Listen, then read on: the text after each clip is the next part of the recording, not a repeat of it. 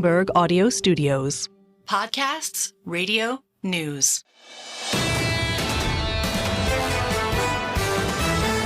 This is the Bloomberg Surveillance Podcast. I'm Tom Keene, along with Paul Sweeney. Join us each day for insight from the best in economics, finance, investment, and international relations. You can also watch the show live on YouTube.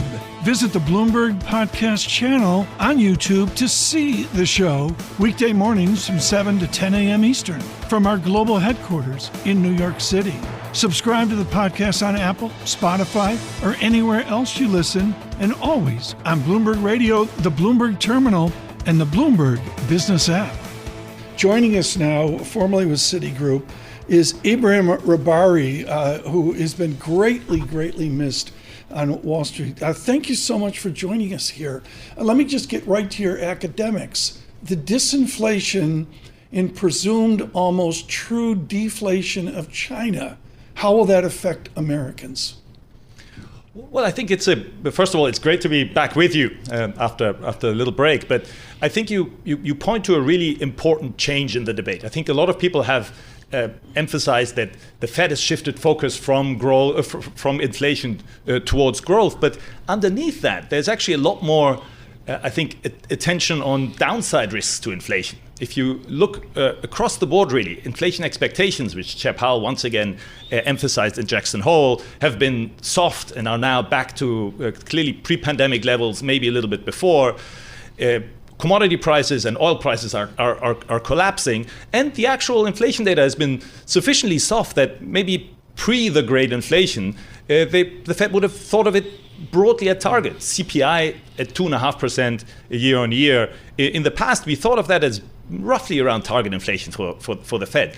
So I think the significance of your question comes from the context.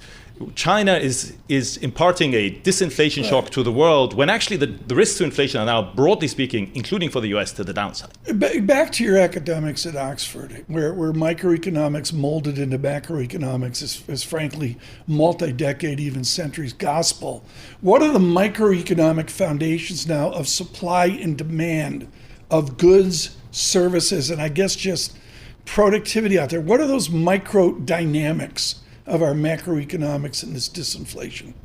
Well, the big shift that we'd seen in the US, but globally, was that inflation went from being almost entirely demand-driven for a little while and generally soft. I mean, supply was helpful, but nevertheless, I think a lot of emphasis was on demand. The great inflation had a big supply element. I know there's still a lot of debate. We saw that debate at Jackson Hole. We saw it in Sintra. But it's clear that supply took on much more significance. I think now we're back to a world where demand is back in the foreground. We've seen demand soften. Really, a shift. So it's not to the full exclusion of supply factors, but we see this in all the company announcements. We see this obviously in continued disinflation and deflation in goods prices. Certainly demand is taking on a much more of a role, and that's what hands the ball back to the Fed at the end, because they obviously work through demand. Well, then what do you expect our Federal Reserve to do beginning September 18th and then maybe through the remainder of the year? Yeah, so I think that's obviously the big question of the day for markets, and I think it matters a lot more than the question between 25 and 50 would indicate, because markets will have to price the whole sequence of steps, and it will indicate what sort of further easing steps in size the Fed has in mind. In practice, I think it's going to be a 25 basis point cut in September, but coupled with a projection that they're very much ready to take more decisive steps in the future. And if anything, it's actually easier to make the case for a 50 basis point cut at this meeting. The risks are clearly to the downside, so the balance of risks points to a more decisive step. But also simply the fact that at a minimum, the Fed is planning to ease by 100 and 150 basis points, so it might as well get on the way. I do that with Jess. Let's talk about two ex-Citigroupers. Catherine Mann would say you're nuts. She would say, Ebrahim, shut up, put a cork in your mouth. Nobody's going 50 beeps. Why is Dr. Mann and people like Dr. Mann suggesting that's too abrupt? And in fact, in the end, I agree with her. I think it's the context that will pull the Fed towards a 25 basis point cut. But the two critical factors that get you there is this is a really uncomfortable moment for the Fed. It's the first cut ahead of a contentious election, and the Fed hasn't really prepared anybody for a potential 50 basis point cut. So the timing is really what I think tips the balance for me. When you take a step back, it's really for a lot of people the scarring effect, and it's the difficulty of changing your mind so quickly when we've talked for the last 3 years mainly about central banks being behind the curve and bringing inflation back down. I think that's bygones. I think Chair Powell historically has been very proactive. So I think with that context out of the way, which we will have as soon as the November meeting for the FOMC, I think it'll be very easy for them to be decisive and proactive. This time around, he has to get the rest of the committee on board. So I think 25 basis points this time around, and project we can do 50 as early as November. The European Central Bank, the Bank of England, the Bank of Japan, how close are they monitoring what we're going to see from the Fed on September 18th? Very closely. And I think it does have relevance for all of them. And in the end, it will pull all of them in a somewhat more dovish direction. Now, we have the ECB tomorrow, and the ECB has what I would call fear of forward guidance now. So they're going to try as hard as they can to say absolutely nothing about their future decisions. But we have a very interesting question for the ECB, because unlike the other central banks, it's really the following policy meeting that markets are trying to grapple with. And the question is whether the ECB could quote unquote follow the Fed in moving away from a quarterly easing cycle to something which is at every meeting. I think that'll be the case, and I think a dovish Fed message could prepare the grounds for it. But I think even for the Bank of England and for the Bank of Japan, obviously in the case of the Bank of Japan, they're hiking. The Fed dovishness will make them less keen to There's step a out. whole belief out there that they're going to revert to what I'm going to call a Greenspanian measured. Your former bank, with Andrew Hollenhorst, has been brilliant about we're going higher. And now the basic theme from Citigroup is sequential measured rate cuts. I see Europe trying to take a different approach. With all your global work, Ebrahim Rahbari, is measured dead, or do we just revert back to the Greenspanian convenience of a quarter point? I think I side with measured is less relevant again. And the case is pretty simple. Rates are very high by recent illustration, and all of these central banks, except the Bank of Japan, of course, agree that their rates are very restrictive. So in that environment, if you have high policy rates and the balance of risks again points towards much bigger downside risks than upside risks, it makes a lot more sense to be decisive. And there's a large body of work too that says if you're decisive early, it actually may mean that you have to do less overall and over time. So I think we will go back towards more decisive measures. And again, I think the Fed will lead, the ECB will follow, the Bank of England, you never quite know, it falls somewhere in between.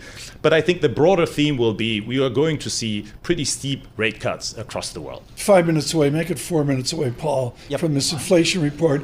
Ebrahim Rahbari with us now, formerly with Citigroup Economics. So, Ebrahim, what do we do in the currency markets here? We've had the U.S. dollar kind of fall 4 to 5% from recent highs against major currencies. Where do you see value out there in the currency market if most central banks are in fact cutting rates? Yeah, so I thought the currency markets are always tricky, but you ended up with making my life a little easier. There's an obvious place where there's still value globally, and that's the yen.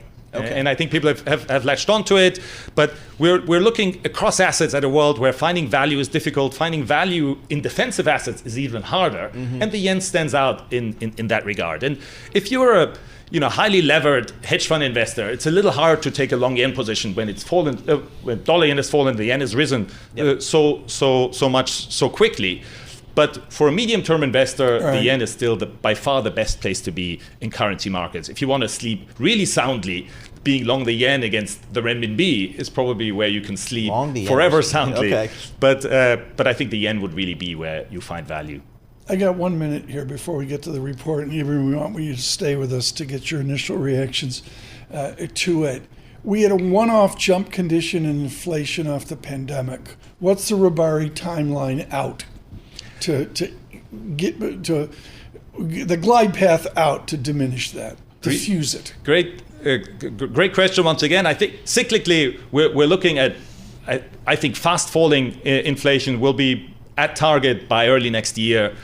But I think there's a time limit on that. I think structurally we are looking at a high inflation volatility world. So inflation will be more volatile. I think over time we'll see a rebound. But for now, I think inflation is going to fall pretty fast. Ebrahim Rahbari with us. He'll stay with us. Constance Hunter to give us a perspective on GDP, and of course Atlanta GDP, now I haven't looked at the number recently, but talking to us about a 2% real GDP. Let's go through the data. When I walked in this morning, Paul, and Paul, I want you to jump on the CPI data to expect here in 2 minutes, but the data that matters is a Sweeney yield, 3.57 is flat out stunning. Yep. And the 2-year yield, 10-year yield, 3.62%, 30-year bond under 4%. And the real yield, 1.59% in 2 basis points this morning. I mean, that's a huge move off 30 days ago as well. Paul, the CPI numbers, which one sticks out to you? It's going to be, I think, you look at the CPI ex food and energy, trying to just get to the core here, what this economy is doing. And the expectations are for, on a month-to-month basis, 0.2%, Tom. That'll be kind of right in line with what we've seen recently, certainly right in line with last month as well here. So, I mean, that's just, I think the market's just looking at the data today. It's a little bit of a confirmation that, in fact, inflation is moderating, has moderated, and will likely continue to moderate, which will allow the Fed, again, to kind of focus on the growth side of the mandate. Like the jobs report, I will look at also prior revised, and we'll have to get that. That comes out a little bit later here. We welcome all of you across the nation driving to work, Apple CarPlay. Good morning. Android Auto, bigger and better than ever. Good morning. Across all of our radio services on the East Coast, the corridor, if you will, 99.1. FM in Washington, Bloomberg 1130 here in the tri-state area, and of course, Bloomberg 92.9 FM in New England as well. In Boston, we all say good morning to you. Worldwide, we're on YouTube. Subscribe to that. You're out of the car, get to the office like Constance Hunter. She's got the 53-inch screen. She's living large. You get the YouTube up there. It's in Technicolor as well. Subscribe to Bloomberg Podcast as well. So we're going to get the CPI report, hear from Dr. Rahbari, and then we will speak with Constance Hunter here about inflation coast to coast. Here is the CPI report coming out promptly as well. Sweeney nailing it. Just absolutely on survey. There's no other way to put it. I would note year-over-year hourly earnings with a little bit of a lift there, Paul, in the wage inflation. We'll have to get the revisions. Don't have that yet. Equities go south, negative 22 on equities. In yields, I'm going to say they churn, but they work a little bit higher. Paul, what do you see? Yeah, Tom, as you mentioned, just kind of right in line with expectations. CPI, the headline number month to month, 0.2% gain, right in line with expectations.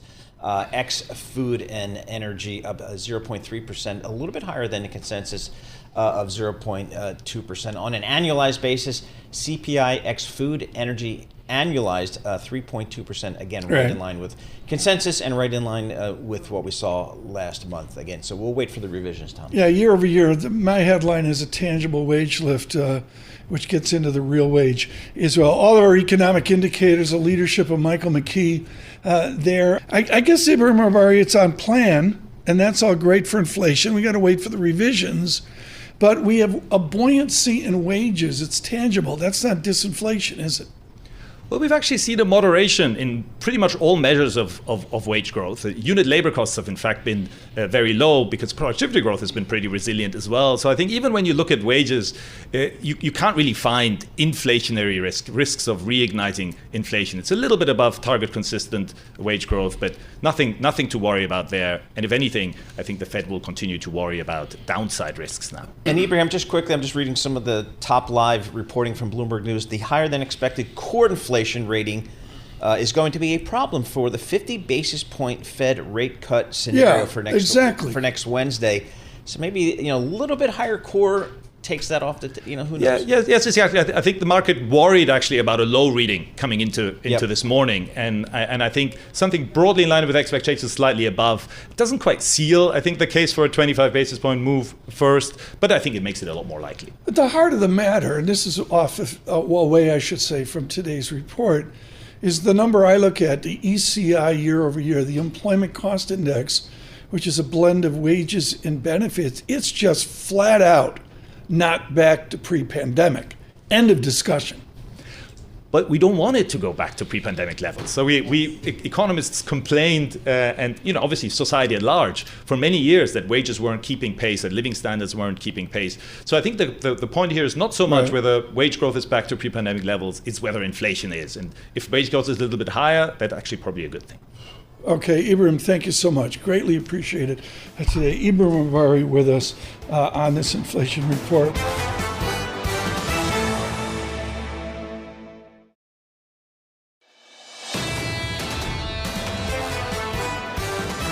We turn to Constance Hunter that's grilled at MacroPolicy Perspectives and Y equals C plus I plus G plus NX. Let's go to the debate last night and fold in here the state of this inflation report and how it affects consumers. Yeah, so it's the shelter index that's really causing the problem, right? We're up 0.5% month over month. That's close to 5% year over year, 5% on an annualized basis. And this is where the worry is. Of course, there is a very strong argument that if we lower rates, that's actually going to help unlock some of the stuckness in housing, right? We don't have a lot of transactions. People are rate locked in their mortgages, so they're not selling their homes. There's limited supply that's pushing up prices. That's leading people to interpret the OER at a higher level. So, but I agree with Ebrahim. Look, this is a 25 basis point cut environment. It is not. It is unlikely they will move 50 basis points. And the hysteria around an intermeeting cut that happened in August is well behind us. Lizanne Saunders with a chart of Austin, Texas, with a basic plunge in rents. And I mean, in every metro region is a different story.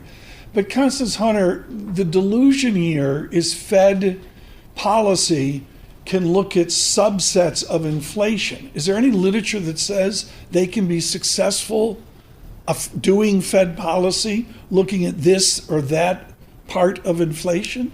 Yeah, you bring up a good point. And so, yes, you're correct. They're not going to, historically, we wouldn't think of the Fed influencing specific subsets of inflation. However, coming out of the pandemic, we're in such an unusual situation that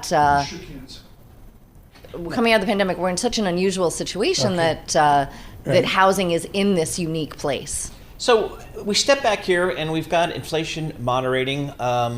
What's your call on the U.S. consumer these days? I mean, I guess we hear lots of data from companies in the reported earnings about some folks are really struggling out there, whereas other folks, I guess maybe who own stocks or bonds or real estate, are doing okay. What's your call on the U.S. consumer? Yeah, I mean, we're seeing it, that bifurcation that we often have and that we have in the U.S. And certainly it's helpful that lower income groups got a boost in wages through the pandemic. But of course, they're most impacted by price increases. Constance Hunter with us here, and we'll continue this discussion. Troy Gayeski scheduled to be with us. Sometimes it takes tragedy to make a nation come together. This is an extraordinary image now. Downtown, Paul, let's step in with this with Senator Schumer on the left and Vice President Harris speaking with him, and then President Biden, and then Mr. Bloomberg. I should mention that Michael Bloomberg is the owner of all that we do here on Bloomberg Surveillance. Next to Mr. Bloomberg, Mr. Trump as well. After this debate, Paul, an extraordinary scene to see on this September 11th. I guess when I'm looking at this image here, as you mentioned, members of all parties there, and it's just a time of togetherness, which you like to see. And that is certainly happening down there at Ground Zero in Lower Manhattan. This 23rd Remembrance, we'll give you coverage on that here in about 10 minutes and then on through the day. I believe Mr. Trump traveling to Shanksville, Pennsylvania. Paul and Alex Steele will have that for you in the 10 o'clock hour. I should mention that the senator from Ohio, Mr. Vance, standing next to Mr. Trump as well this morning. An extraordinary scene for those of you out on YouTube. And for those of you on radio, I can just say it is, Paul, as you mentioned at the top of the show, a perfect day in New York City. Yep, absolutely a perfect day today. Just reminds you of the day back 23 years ago in terms of just the weather and everything. You walk outside and you just know it's that time of year, and it makes you think about it. We continue with Constance Hunter, MacroPolicy Perspectives. Constance, my great theme for the year, and I would say back 18 months, is corporations adapt. and I think we've seen that in a bull market. I haven't looked even with the market carnage here. I haven't even looked to see what year over year or year to date SPX is. Oh, that's terrible, Paul. SPX 1 year trailing up 22%. Constance Hunter, corporations adapt. How will the American economy adapt post-pandemic? Yeah, well, so I'm also now with the EIU, the Economist Intelligence Unit, as their chief economist. And of course, we cover 200 countries globally. And what I think is so interesting, if we look around the world, the stickiness of services inflation is global. And so what is that about? That is about the bounce back from the pandemic. And so, therefore, we think about what is that stickiness is because people didn't participate in goods and service in services activities, and now they're bringing that forward, whether we're talking about travel, eating out, concerts, medical services. And so we see this everywhere from Chile to Europe to the US. It's a global phenomenon, and that is the long tail of the pandemic still working its way through the inflation statistics. Constance, thank you so much for joining us. A hectic day, to say the least. Constance Hunter with MacroPolicy. Joining us here for a quick 5 minutes is Troy Gayeski, Chief Market Strategist with FF Investments as well. Troy, you got to write a memo coming off of September 30 to reset for Q4. What's your major message? Well, I think the major message from an economic standpoint is when you look at the U.S. consumer, and you were talking about it before with your prior guest, the labor market has moved from white hot to red hot to warm. And that is good news from an inflation standpoint, because there is no possible way we could ever get inflation under control if we still had 2 job openings for every unemployed person. So the consumer is not as strong as they were. The excess savings has been run down. Obviously, the labor market's no longer white hot, it's warm. But that unto itself does not precipitate a recession, right? When you combine continued labor market growth with the consumer's propensity to consume, with a very strong business fixed investment CapEx cycle driven in large part by tech and energy needs, it still appears to us that recession risk is very low, and the Fed is going to be very, very patient lowering the front end, and the new terminal rate is right around 3%, which probably means the yield curve needs to steepen from here, and the back end is priced to perfection.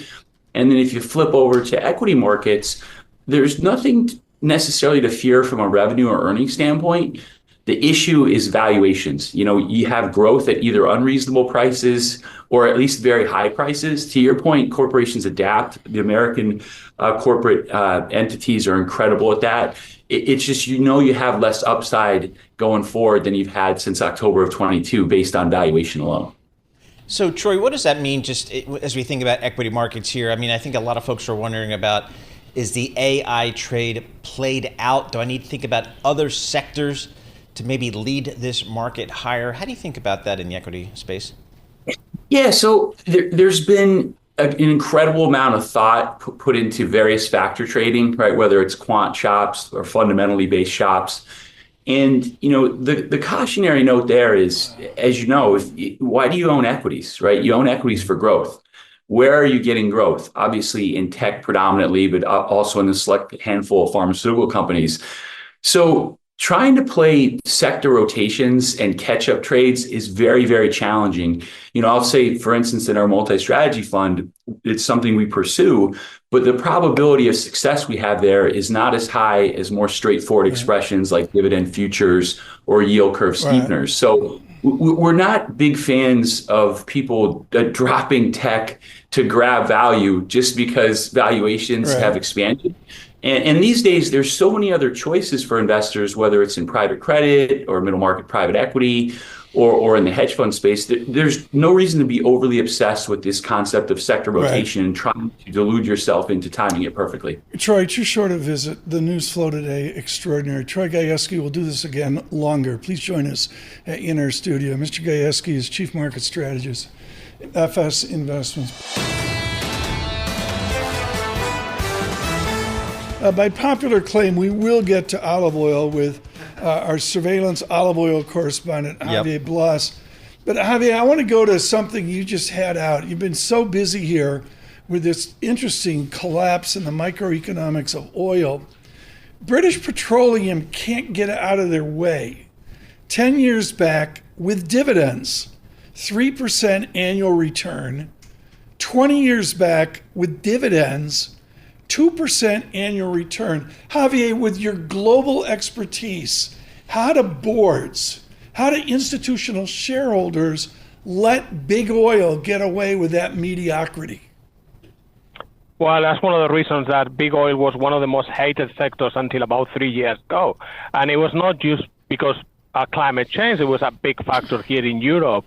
But the biggest reason that most investors really didn't like big oil was that it has squandered a lot of the riches. It just overspent on the good years between 2000 and 2008. Returns fell. And the fact of the matter was that at one point in 2008, big oil with oil at $100 was making less money on the investment that it was making when oil was at $50. That has changed in the last few years, but with a massive focus on return on invested capital from big oil. But that was the big reason that investors really hated the sector, and many left the sector. It just because the returns were not there.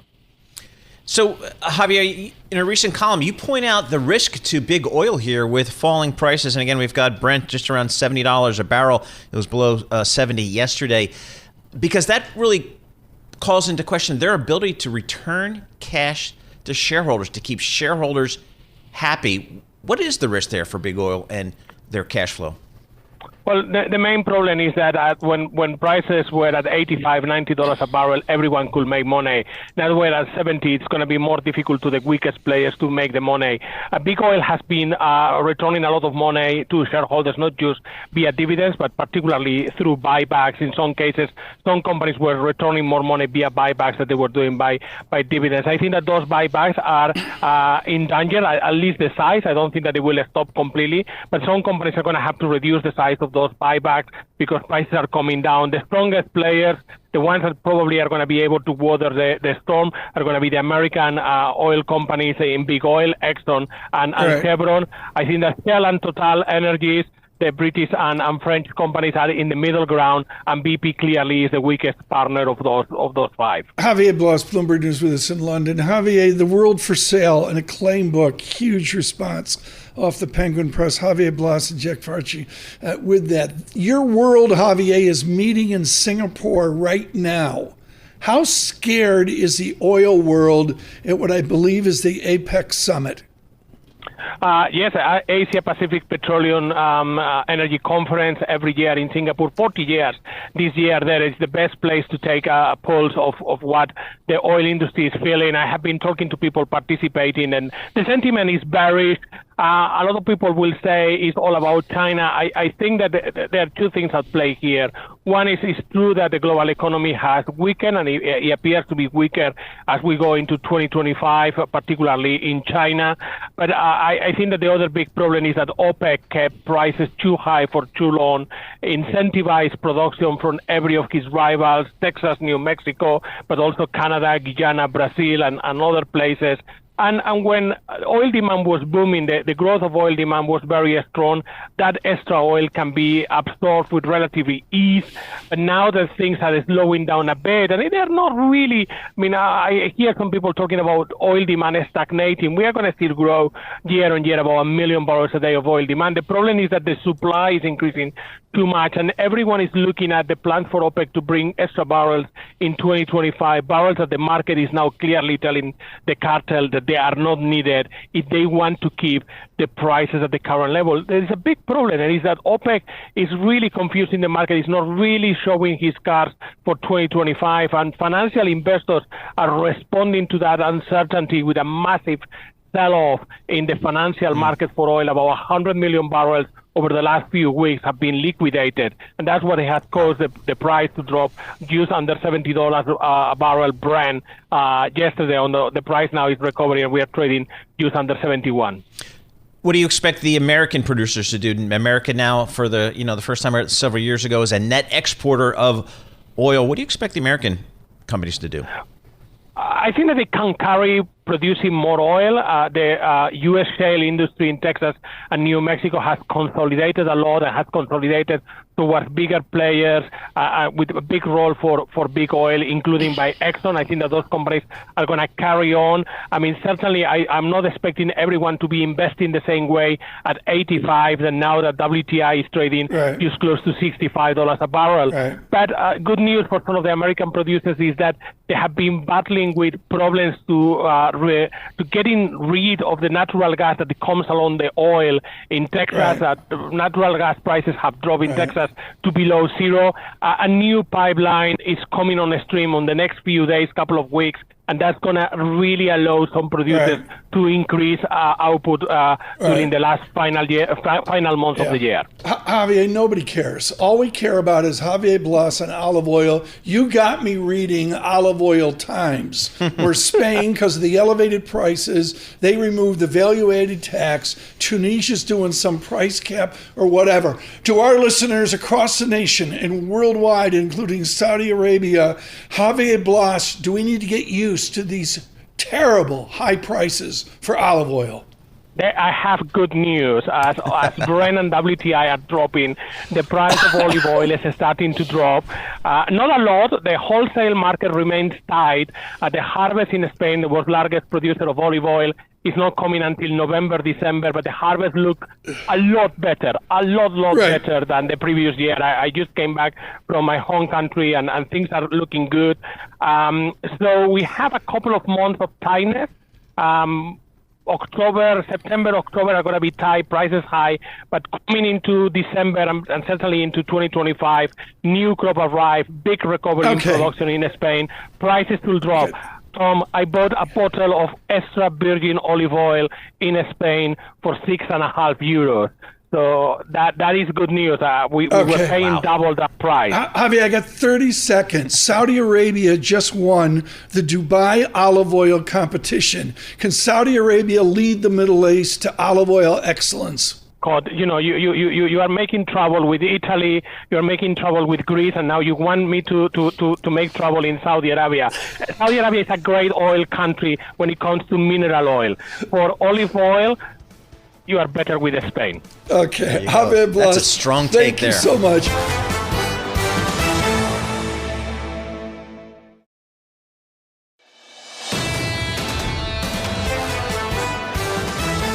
Honored to have with us now from Brown University, all of her expertise, truly her wheelhouse, the state of our civility, the state of our debate. Professor Wendy Schiller joins us this morning. Wendy, I got 14 questions. Paul has 12. We don't have the time. It's 70, 80 miles from Milwaukee due west to Madison, Wisconsin. Along that road, who were those two candidates talking to last night? Well, Kamala Harris was talking to women, particularly on the issue of abortion, but also more generally on the sort of chaotic nature of what a second Trump presidency would be. That was her pitch. They are really still in the Harris campaign trying to solidify and shore up enthusiasm among the Democratic base. There is a gender gap between the parties, and in particular, even on undecided voters on abortion. So, spending a lot of time and getting Donald Trump to take credit, wholeheartedly for a long time on the reversal of Roe v. Wade was one of their goals, and they accomplished that goal last night. Tell me about the effect, which she touched on, I'm surprised she didn't do it more, of admirals and generals coming out making political statements. I mean, these guys aren't Taylor Swift, but admirals and generals, do they carry some weight in what they say? Well, it's interesting. I think you're right. She probably could have done more with the idea that he would be commander-in-chief, and that, commander-in-chief is of the armed forces, and that there are many people in the armed forces that don't think he should be commander-in-chief. She tried to make that point. It was a little bit late in the debate. But, it's a fine line when you haven't served. Tim Walz served and for more than 20 years, her vice presidential candidate. Maybe he could make that point. But I think it's a little tough if you haven't served. Yeah. Wendy, where do we go from here? I mean, it was, by all accounts, a pretty good night for Vice President Harris. Where did the two candidates go from here for those undecided voters? Well, it is always, in the end of the day, a ground game, and even more so in 2024 than 2020 when we had a lot of mail-in voting. Now, people may choose to want to vote in person, and they may not be using the mail-in ballot, in some of these swing states. So ground game and organization is key. You can still register to vote in a lot of places. That deadline has not expired. That is going to be more important, I think, to the Democrats than the Republicans, because they have that sort of Trump wave of enthusiasm that's driving people who voted in 2020 to make sure to vote in 2024. Down ballot, how should we as voters think about all of the various congressional races across the country? Where are the parties positioning themselves?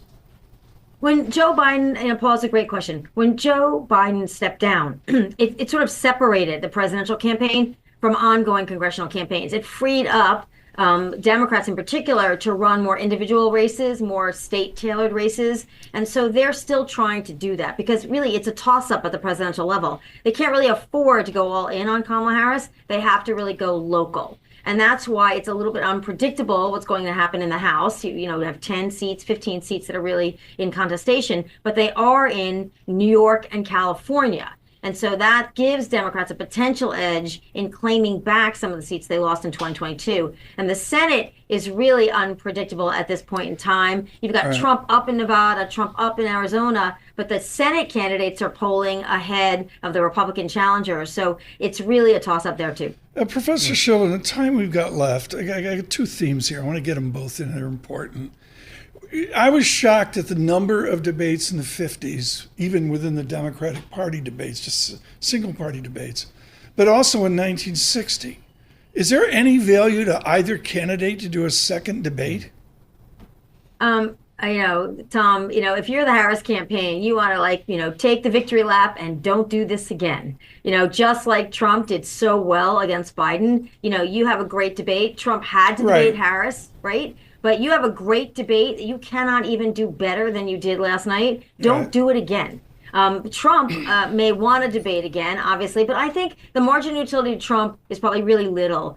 People know Donald Trump. It's whether they want to see him back in the office of the presidency again or not. I don't think another debate with Harris is going to move the needle on that. Wendy, the heritage of Bloomberg and what we do at Bloomberg Surveillance is Good Morning, Matt Winkler and John Micklethwaite, is Paul Sweeney and I really try to keep the politics out of it.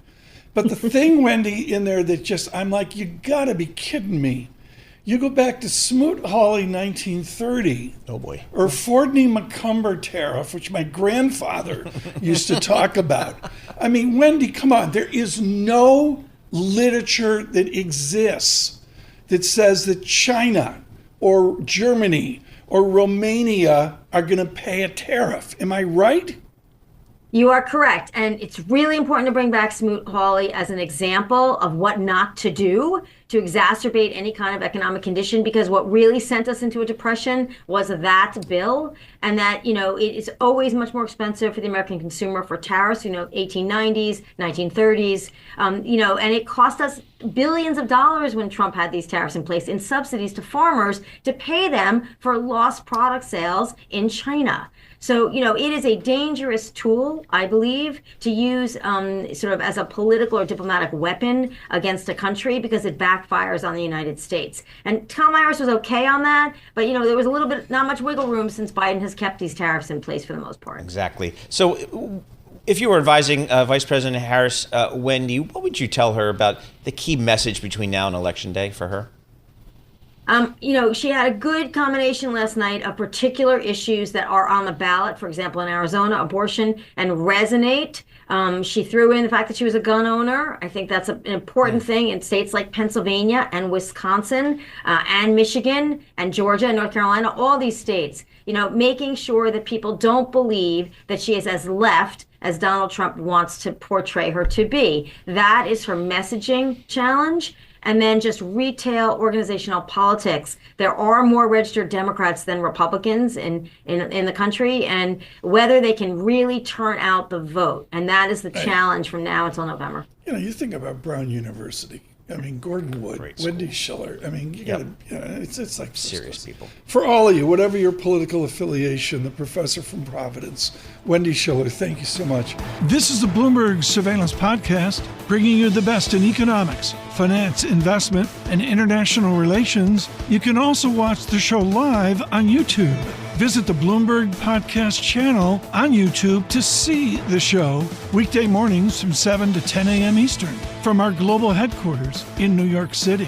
Subscribe to the podcast on Apple, Spotify, or anywhere else you listen, and always on Bloomberg Radio, the Bloomberg Terminal, and the Bloomberg Business app.